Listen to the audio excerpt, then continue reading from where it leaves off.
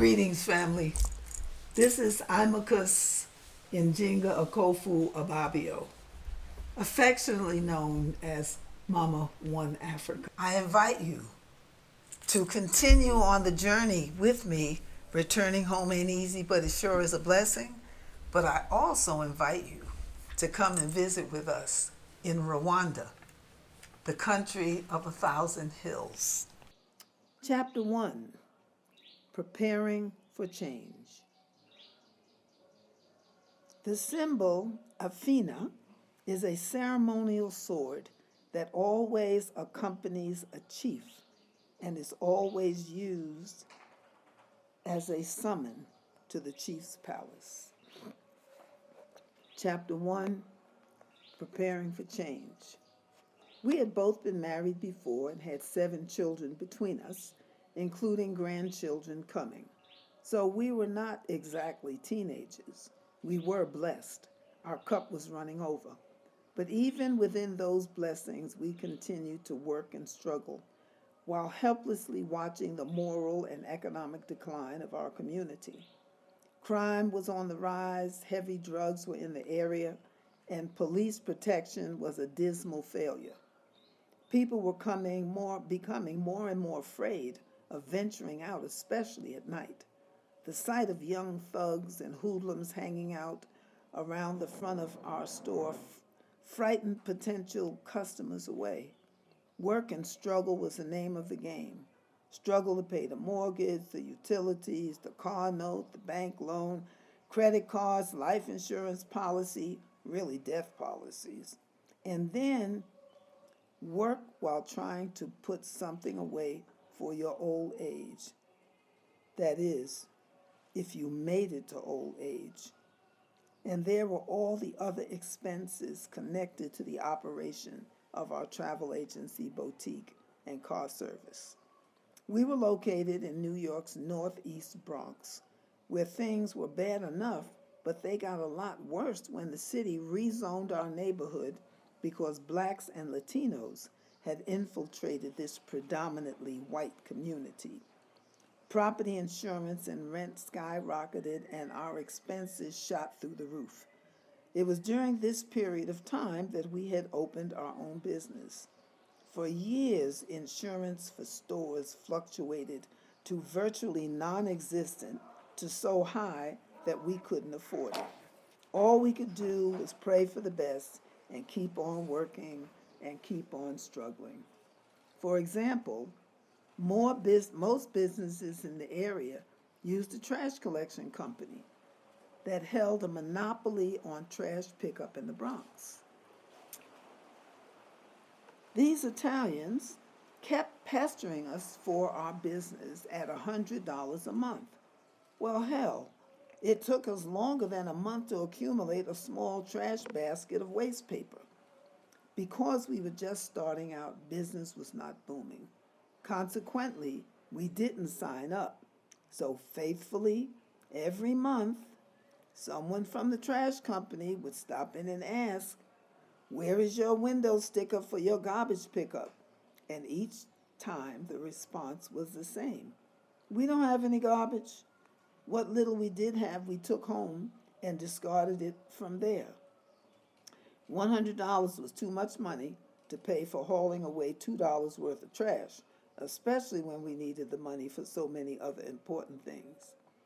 Although my husband Ben received a pension as a retired New York City fireman, and I earned a decent salary as an assistant personnel director for a major teaching hospital, working from 9 to 9, sometimes 6 days a week for overtime, and most of the money I earned after taxes went towards running the business. Ben would cover the agency during the day, and I'd rush home after work at the hospital to relieve him so he could go out and drive the taxi.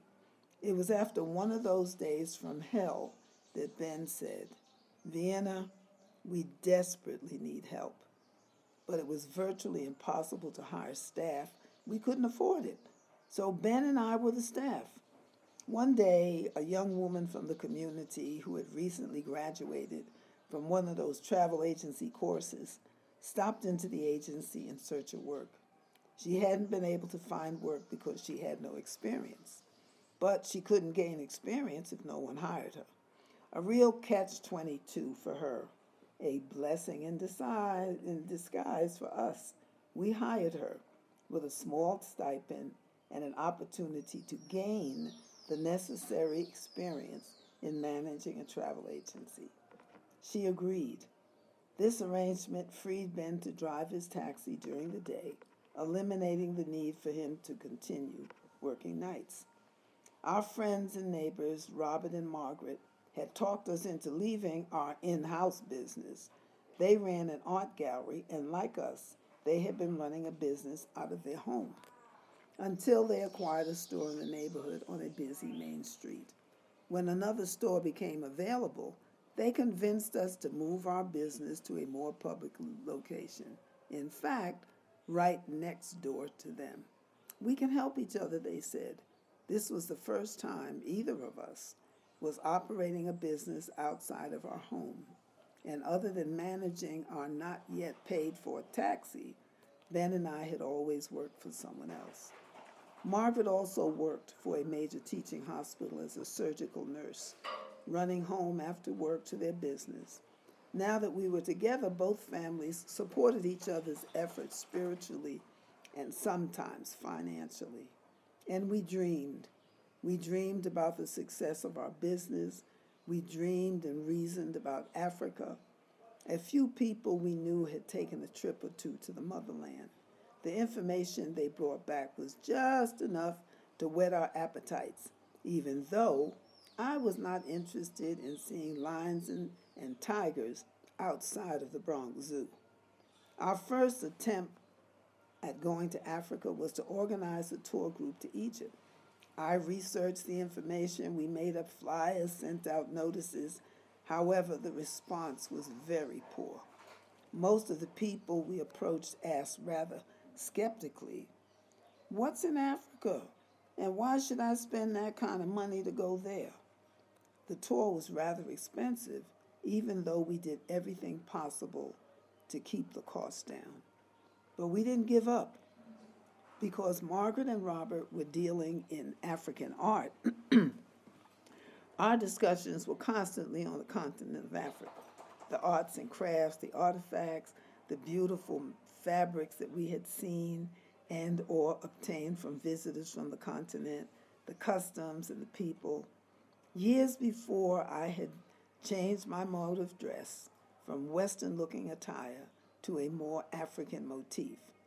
Girl, I can just see myself in that village, carrying a load on my head, I laughed, talking to Margaret one day as we were sitting outside the gallery. "Yeah, just like that painting hanging over there," she said wistfully.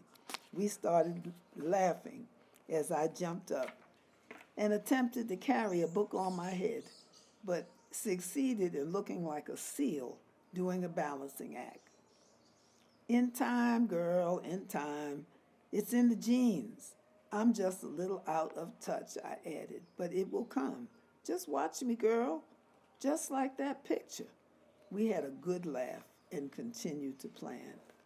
Determined, we put together a second tour to Africa, but in the midst of our plans, Margaret fell ill. Coming in from work one evening, I stopped in the gallery. Margaret was sitting at the corner with the strangest look on her face. "Hey, girl," I joked, "what's up? Why you look so gloom and doom?" She seemed to look right through me, and in a very quiet voice she said, "Vienna, I have cancer, and there's nothing they can do about it. Girlfriend, I'm going to die." I could only stand there with my mouth open. "What?" I softly screamed. Again, with a forceful finality, she repeated, "I am going to die." "Oh, God, no," I cried out. "Where's Robert?" "I'm here, V," came the subdued response from the rear of the gallery, as we all started to cry again. Robert and Margaret had been together since childhood. They had lived in the same neighborhood, attended the same schools, graduated, and got married. They had 5 children. By this time, Robert had joined us in the front of the gallery, and the three of us just sat there looking at each other, bawling like babies. That's how Ben found us, sitting in the gallery as still as statues, with the hot tears cascading down our faces. Ben asked a similar question to mine, inquiring whether or not Margaret was sure. For months, unbeknownst to us, Margaret had been going to the doctor because of pain in her stomach, taking a battery of tests and praying hard. The final test revealed just how serious her illness was. It was cancer. The doctor said my life could possibly be extended for a longer period of time with chemotherapy. Margaret said softly, "But I don't want no part of that. I know how awful the treatment is, and I don't want to subject my family or myself to it. I've seen many patients suffer through the therapy at the hospital, and it's not a pretty sight. I saw the x-rays, and there is nothing that they can do to save me. The cancer has already metastasized," she concluded, beginning to weep again. She had discussed her decision with the family. Sadly, they accepted her decision. Margaret eventually got to the place where she could not come into the gallery, so we spent a lot of time with her at home in prayer and reasoning, but she wouldn't give up either. One day, she and Robert approached us about the possibility of her going to Jamaica, West Indies, to see an herbal doctor who was well known for his successful treatments of serious illnesses, including cancer. I had previously lived in Jamaica, and I knew a few people who had been treated by him and had been told of many others who had traveled from various parts of the world to be treated by him. I agreed to look into the possibility of him seeing and treating her. When I presented all the information to Robert and Margaret, they were anxious for her to travel to Jamaica, and Margaret wanted me to go with her. I asked Ben to accompany us, for I knew we would need help. Robert remained in New York to raise the necessary funds for treatment and to keep the business going, because that was their only source of income, aside from her disability payments. Our financial situation was not much better, but she was our friend, and she needed our help. I took an extended vacation and emergency leave from my job in January 1987, and we left for Jamaica. The trip to Jamaica was not easy, as Margaret was now confined to a wheelchair or forced to lay down. Although she was taking her medication, she still suffered and was in a lot of pain. The look on her face when the pain took hold of her made you want to weep. "What can I do?" I asked helplessly when I'd see the look of pain on her face. But she just tightly gripped my hand, gritting her teeth. "I'm okay, V. The pain will pass. I'm fine," she said, trying to reassure me. We arrived in Jamaica after some delay, and after clearing customs and checking into our residence, we informed the doctor of our arrival.